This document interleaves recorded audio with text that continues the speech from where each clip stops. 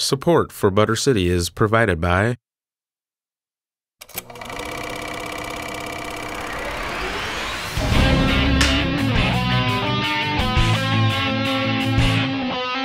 Today we're talking about film festival. That adds color to the story.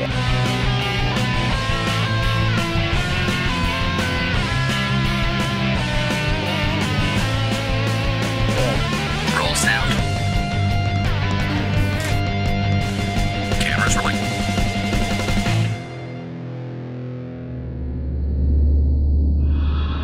Welcome to this episode of Butter City, the show all about filmmaking with a little bit of a Minnesota twist. Today we're going to focus on something which I think is really important in Minnesota, which is our youth media. We have a lot of youth media that's happening in the state, and I just thought it would be perfect if we brought on Kristine Sorensen, who is the executive director with In Progress, and you have like an extensive experience doing this work, and in some ways being a pioneer in the work of bringing media skills to young people. So welcome. Thank you very much. Glad to be here. You're both an artist in your own right, as well as the work that you've been doing now with In Progress, which has taken many forms before you got there. Talk to me a little bit about how you first got into the film industry. Well, I started in probably 1986, 87, studying film at a place called Film in the Cities. Came with a business background, very interested in producing and production management, and worked on some films. They were enjoyable, they were interesting, but where I got really excited is working with young people. Had an opportunity to take a few young people up to the Mississippi River with video cameras at the time when they were quite big, quite large, and watch them figure out how to tell their own stories. And it was crazy and fun, and I learned a lot, and at that moment I said, this is what I'm going to do with the rest of my life, and slowly made that transition into teaching young people how to tell stories. So what was it that you saw happening when the young people were working with cameras that didn't necessarily happen with adults or like even college age students when they're working with a camera? Being someone who was learning to tell, I was learning to tell my own story at that time myself, working with a lot of adults out there. The films I was seeing produced were the same stories that I had grown up with. They were familiar. They were often trying to emulate what was out in the mainstream. And when you put a camera in a young person's hands and they don't have all of the 6 years of formal education or work experience training, they can't mask how they feel when they put that camera in their hands. So what we end up with are these really amazing stories that are heartfelt, that are honest. Also working with a lot of tribal communities, working with Latino immigrant communities, working with communities I wasn't exposed to very much as a child. These were new stories for me. And I've always loved listening to stories. So that's the bottom line, is give me a good story and I'm there to, help you in any way I can to get that story told. And yeah. Something that I've noticed about the work that you do, and even my own experience as a young person with a camera, is there's a especially when you talk about, these aren't stories that are in the mainstream. These aren't the stories that film students are told to make. How do you work with young people around the power of that? How do you work with them around the impact? I mean, like if you're working in a tribal community and a young person makes a film that has a reflection of their community, how are you then working with them in a kind of youth development capacity to think about impact of their work? Well, we always talk about audience and who their audience is. And very often the audience isn't an entire world of people. It's most often for families or a community that carries deep meaning for them, that doesn't get to hear, there's been this fragmentation with the mass media where a lot of communities are just not represented. And when a young person is given that opportunity to go and represent, it carries a lot of responsibility. often a lot of visiting and discussion within the community, sometimes sanctioning within the community in terms of making sure that, because these are often consensus-based communities, that that everyone's on board with what's being said. And then as trust develops and more works are made, there tends to be more freedom and more understanding of that young person's maybe individual perspective within the community sense. But when these videos are being produced, they're being produced with that understanding and with that appreciation that this is history. This is our story, not anybody else's story. And if it connects beyond my immediate community, that's great. But if it does connect beyond the immediate community and it's not being seen with the community it was intended for, then it didn't work. So I want to watch a clip that kind of introduces some of the young people that you've worked with. Yeah. Is there anything you want to say about? Well, these are the young people of In Progress. Some of them aren't so young anymore because they've been with us for a long time. People that don't know what In Progress is, we're a small nonprofit. We're based on developing relationships and a network of artists that don't have a professional network or necessarily a place where they can connect with other artists. And so you're going to see interviews with young people, or people from ages 12 to in their early 30s. And it was one night of interviewing. I guess there were 2 days of interviewing there, but I mean, it was just something that was done very impromptu. Perfect, let's take a look. I started with In Progress when I was 15, and now I'm 23 years old. I'm still working on films. I have been a part of In Progress for 5 years now, since I was 9, and I am now 14. I came about with In Progress back in 1996. I started because I wanted to do photography, but I actually started with music. My sister Alexis, she gave me this little flyer, and then a couple months later I started coming in, and it got funner and funner. I love In Progress. It just provides a space for you to come and hang out and do your homework if you want to, just be on the computer if you want to, just eat if you want to, hang out. It's just a place that's really chill, and I like it a lot because it's like that place where you can go when your house is too loud or something. I started In Progress a little bit over 5 years ago in the summer of 2007, and I got through it because I was actually enrolled in a program at CHAT first, and CHAT stands for Center of Hmong Arts and Talents. I have been with In Progress for about 2 years now, and I started at Four Directions because Chris was a teacher there and I was a student, and now I'm In Progress boss. I am the boss. Yes, I am the boss. So Chris, seeing these young people and knowing that you started with Film in the City and was just watching some kids at the river, how did you take that experience and start to specifically work with young people and kind of build into what is now In Progress? Well, at Film in the Cities, I was actually the director of youth education, and I enjoyed it a lot. I felt that a lot of the programs were very short-term. We're not necessarily about nurturing young people in a way that would help them be storytellers for the rest of their lives. When Film in the Cities closed, there were a number of great programs that we were doing with them, and so they got farmed out to different organizations in town. And eventually I started just working independently and teaching, again, media. I met a young woman by the name of Sai Tao at the age of 13 or 14 years old, and we worked together for a couple of years in the early 90s. And she said, I want to do what you do. And to me, that's when In Progress was born, because it was like, oh, someone actually wants to teach, not just be a filmmaker, not just tell a single story, but actually wants to live a life as a media storyteller and as someone who supports others. And that's when started meeting people like yourself and other young people. I think in 1999 we all took a trip to Chicago. We didn't know what we were doing. We were just bringing people, young people together that all identified as filmmakers or activists or someone who wanted to teach other people how to do storytelling. And we went on this trip to get to know each other. And shortly after that, the name In Progress came into being.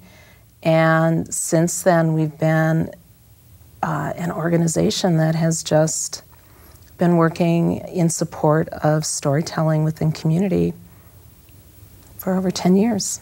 So it's crazy. One of the things that I remember from that, you know, being on that Chicago trip is that, and the work I know about In Progress is that you do a lot of listening, and you do a lot of like just handing tools to people to experiment. Yep. What, you know, and this is before I knew anything about youth development techniques and like, you know, that engagement piece, but it was like you were doing that already. And I guess how has that impacted, you know, you and your artwork and the way you see, you know, your creative process when you've worked with groups of people in that way, in such a like consensus way, such a listening capacity? I don't know if I can imagine any other way of working. In fact, it's difficult when sometimes I do these really short immersion teaching experiences, but with the beauty of Facebook and YouTube, we actually continue those conversations now well beyond the face-to-face activity. I think that listening is core to producing a story. If you can't listen to the person who's giving you insight, you have nothing to take in or respond to. So visiting, it's not just listening, it's visiting. So we start by putting a camera in the hands of a young person, especially 10, 15 years ago. That wasn't happening on a day-to-day basis. That wasn't considered a wise thing to do because they'll drop it, they'll break it, you know. That was rarely the case with us, that there were any issues with people not respecting the responsibility that they were being given. And I don't think you need a lot of structure to, people need to be guided sometimes. They need ideas to kind of help move their pieces along. They need deadlines sometimes. But they really don't need to be told what to do and how to do it because it's not my story that's being told. It's their story. And my job, or anybody teaching for In Progress, our responsibility is simply to see that that happens in the best way it can. And I mean, I think you know that from when you produced, was it Witness? Yep. Yeah. So, 1997. Yes, that was. So, I mean, I want to take a second to watch this other clip and kind of hear from some of the young people themselves about the impact and why you know the work that you're doing is critical in their lives. And I think that will explain a lot about who and what we are today as In Progress. Perfect. Let's take a look. In Progress gives youth artists the opportunity to express themselves, to share their stories, and to really dig in and find what they really want to say. There are so many opportunities here at In Progress. We're doing they do things like photography, video, music. There's a studio in the basement that you could just come and just kind of use. There are workshops that you can do, and even though I've just been with In Progress for a couple of weeks, I've been able to start my own workshop, which is really exciting, and I don't think that you can do that anywhere. I can do anything there, like write, and I can photo edit, and I can do music and everything. It's a really cool place, and it's a place where I just be there and you are already part of the family. Well, I think In Progress is more like a family. I think we're really Like, we welcome people with open arms. In progress rules. I don't know, it's a lot. It's just like, I don't know. In progress is a nice place. There are people who come from many different backgrounds and people who don't know why they are here. And that's the beauty of what In Progress is we're very accepting of anyone who walks through the doors. Who are you? I'm Luxury. And what do you do in the music studio here? Me and Kyrie rap. We just started yesterday. We definitely have room for everyone, so whether you're here for a week or for 5 years like me, it's different for everyone. So how do you feel about going to the psycho exhibit? Excited. Serena, are you going to talk to the camera? I feel excited. In Progress has shaped me into a better person. I think that I'm more confident now because of In Progress, and I have met a lot of great people because of the things that In Progress does. The thing that In Progress gave me is the belief in myself to be able to do whatever I want if I set my mind and heart into it. I'm in progress. I am in progress. I'm in progress. I am in progress. I am in progress. I am in progress. I am in progress. I'm in progress.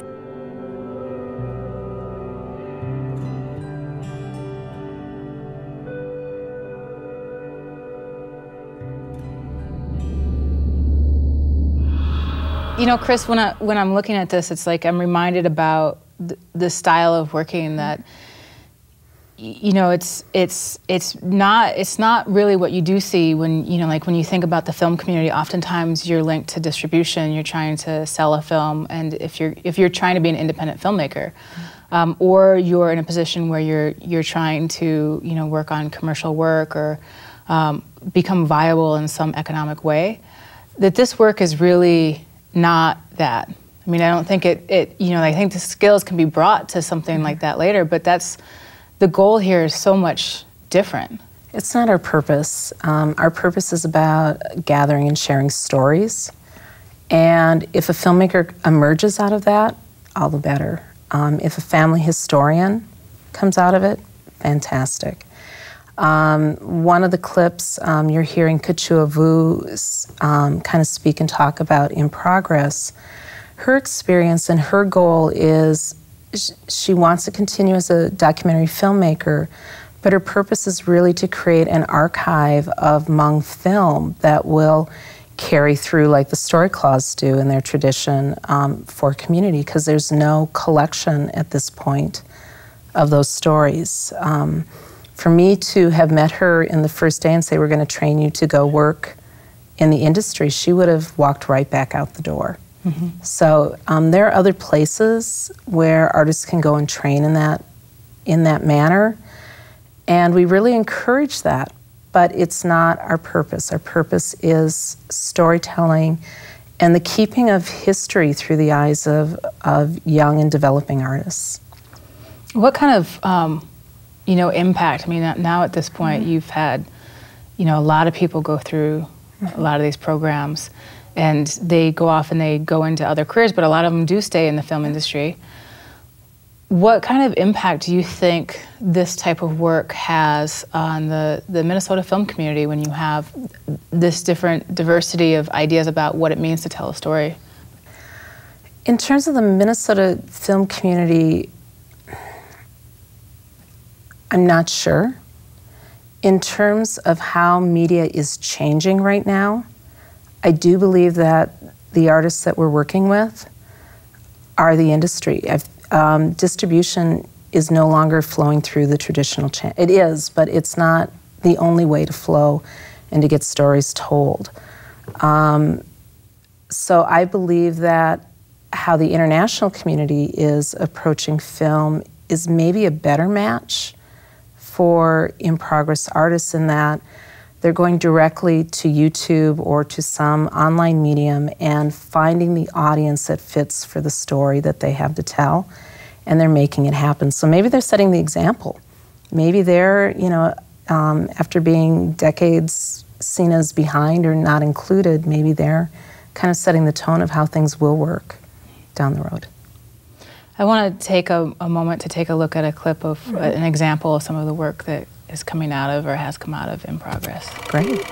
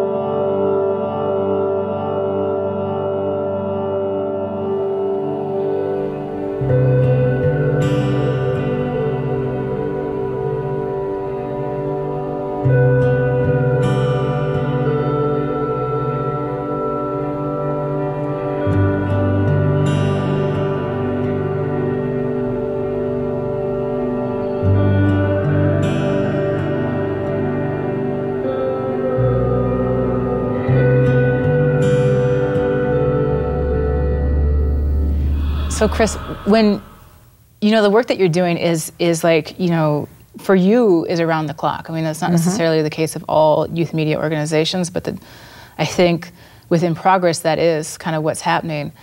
What is it that is like the passion or the spark that gets you to, I mean, you've been doing this for, since the late 90s within Progress, but even before that, what is it that is the thing that makes you keep doing this work? Well, I think as the interviews talk about, In Progress is a family. And when we get together, it's like a big family reunion wherever we go. And In Progress isn't just in the studio in St. Paul, it's wherever our In Progress artists land. So In Progress is right here with Joanna. In Progress is in northern Minnesota in many tribal communities. And anywhere you get In Progress artists connecting, it's a good moment because there's something common being shared and a common appreciation. What makes me do it 24/7 is, again, the relationships, the laughter, the tears, the closeness you get.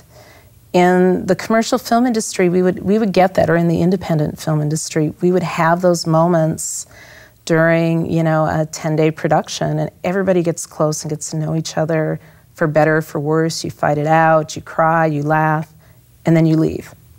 And you may or may not work with those people again. At In Progress, we're kind of forever connected. And because of that, there is a little bit that if your brother or sister came knocking on your door at 3 in the morning, would you turn them away? And because people don't ever get turned away, everyone is included, they're part of that family, it is 24/7. Not just for myself, for all of those that are part of In Progress. And we take breaks too, so. I think that the work, speaks for itself, and you've definitely really helped develop the youth media field here along, like there's other, TCYMN, the Twin Cities Youth Media Network. The Twin Cities is a really rich community for a lot of diversity about how youth media gets done. But I think what you've been able to do with the work at In Progress is pioneering in a lot of ways. So how would folks get a hold of you, or how would they check out more of the work that these artists are making? If, of course, we have a website like everybody does, www.in-progress, like your transaction is in progress, .org, so www.in-progress.org. Check that out, see what's going on. There are activities listed there of what's happening here in the state and beyond. There are places where you can find out about what other in-progress artists are doing, what's happening.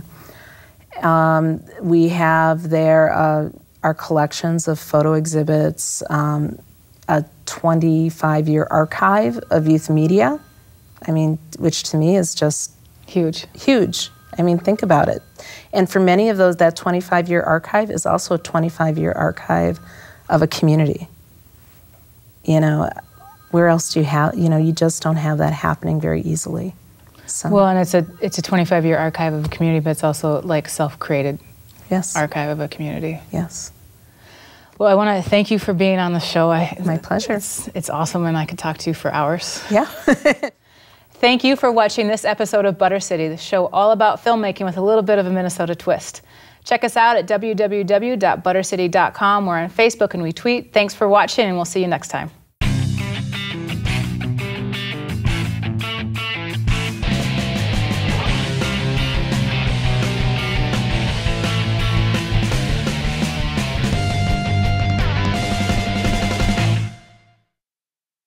Support for Butter City is provided by